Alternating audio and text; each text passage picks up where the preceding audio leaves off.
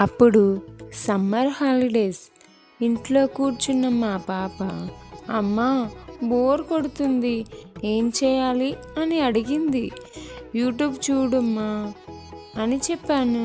Scroll చేస్తూ ఒక నిమిషం ఆగి థ్రెడ్ బ్యాంగిల్స్ చూసి, అమ్మా ఇది మనం చేస్తే ఎలా ఉంటుంది అని అడిగింది. సరే ట్రై చేద్దాంలే అన్నాను. కానీ అప్పుడు నాకు తెలియదు ఈ ఐడియానే నా వర్క్ అవుతుందని.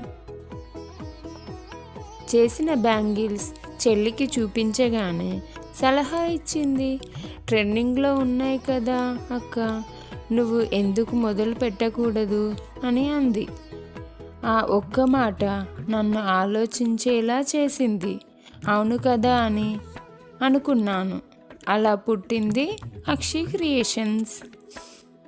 ఇది బిజినెస్ కాదు, ఐడియల్ టైం నుంచి పుట్టిన ఒక ధైర్యం, ఒక అమ్మ, ఒక ఆలోచన, ఒక చిన్న ఆరంభం.